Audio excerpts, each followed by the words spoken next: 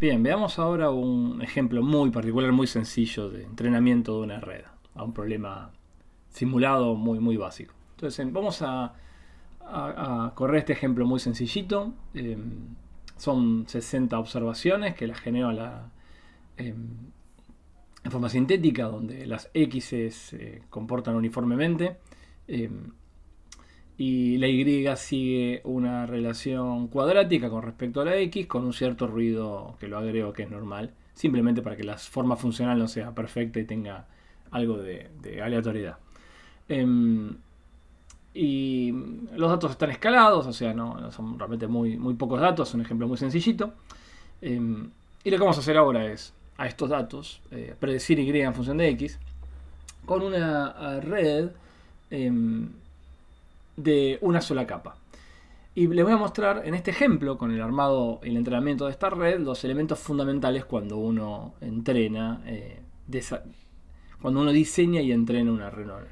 Entonces, los elementos fundamentales son, por un lado, la arquitectura del modelo, los parámetros, mal llamados parámetros, acá tendría que haber puesto hiperparámetros para la compilación del modelo, y la fase de entrenamiento. Entonces, vamos a ver un poco cada una de ellas. Primero está el diseño del modelo en sí mismo, o sea, la arquitectura. En este caso, yo estoy construyendo, no voy a entrar en los detalles de la sintaxis de Keras, lo importante es lo conceptual de cómo estamos modelando.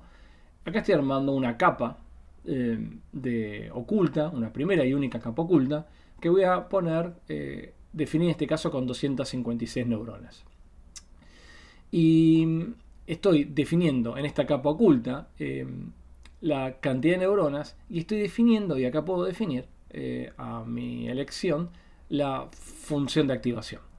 En este caso estoy usando una función de activación que se llama ReLU. Vamos a ver un segundito qué opciones hay a grandes rasgos, sin entrar en mucho detalle, pero ¿cuáles son las opciones?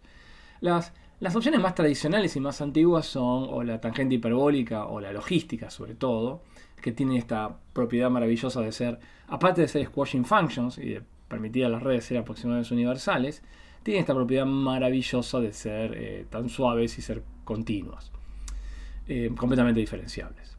Sin embargo, el problema que tienen estas funciones es que son bastante lentas al momento de evaluar. Si bien la derivada también es continua y es fácil de evaluar, no es rápida la evaluación de las derivadas de estas funciones y sus derivadas, desde el punto de vista computacional. Entonces se fue popularizando por simplicidad y por velocidad y por trabajar con redes más complejas un tipo de función de activación que se la llama como ReLU, que el nombre es ReLU, que es Rectified Linear Unit, que es una función de activación que a priori tiene dos problemas. Es una función que tiene el valor constante igual 0 hasta 0 y después toma el valor de la identidad. O sea, es una función partida donde vale constante para valores negativos de x y después vale el mismo valor que x. O sea, el máximo entre 0 y x. Así de sencillo. Dos problemas que tiene. Primero, no es una función derivable. Hay un punto de no diferenciabilidad que es el 0. Sin embargo, esto parece un problema, pero en realidad no es un problema, porque alcanza con que si tiene finitos puntos no derivables, eso no es un drama, porque si uno elige los puntos al azar, la probabilidad de que ocurra esto de caer en un punto de no derivabilidad es 0, entonces en general esto no es un estorbo.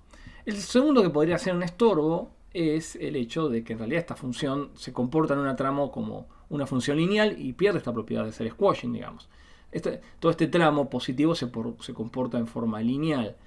Pero eso no es un estorbo si uno utiliza gran cantidad de neuronas, porque es muy fácil ver que en realidad otra función de activación operando con coeficientes distintos y operando en forma inversa le puede poner un techo a esta función, acortarla superiormente. Entonces eso tampoco es un estorbo. El tercer estorbo, que también es importante, pero era más importante cuando las redes eran más sencillas, ahora no lo es tanto, tiene que ver con el comportamiento del gradiente. El hecho de que haya zonas tan grandes como los valores negativos, donde el gradiente se muere, es 0, en general es un problema para el entrenamiento. O lo era cuando las redes eran relativamente muy sencillas, con muy pocas neuronas.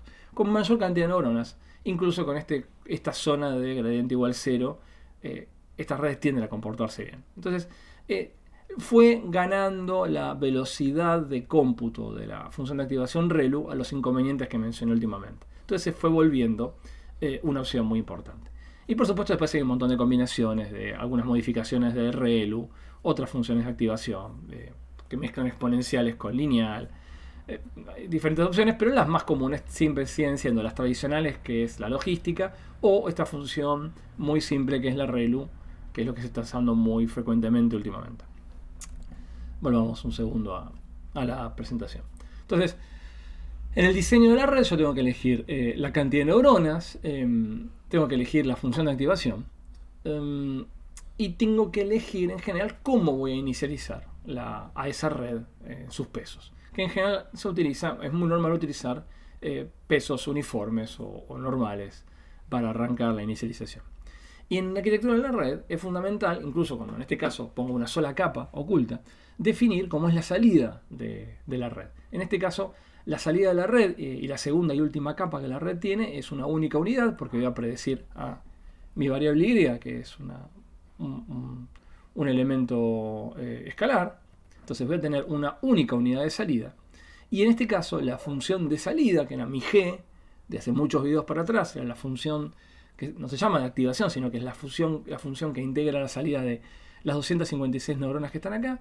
La función que elijo, como va a ser una variable continua, la que voy a tratar de predecir, es un problema de regresión, elijo una función de activación lineal para esta última capa. Entonces, básicamente lo que tengo es una estructura que tiene una capa oculta con 256 neuronas y tiene la capa de salida que tiene una función de salida lineal con una única neurona para hacer la predicción de Y.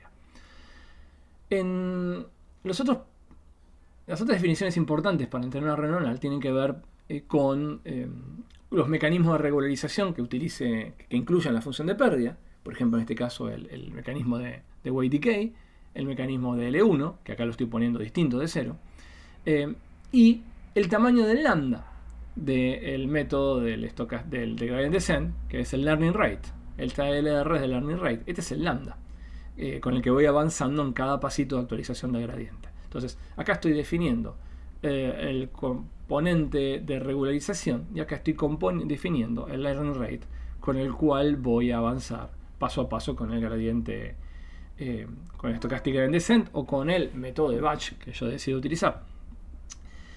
Otras partes importantes para definir tiene que ver cuál es la función de pérdida que voy a terminar minimizando. En este caso yo estoy eligiendo el MSE, que es el Mean Square Error, una función de pérdida muy tradicional y sencilla para un problema de regresión.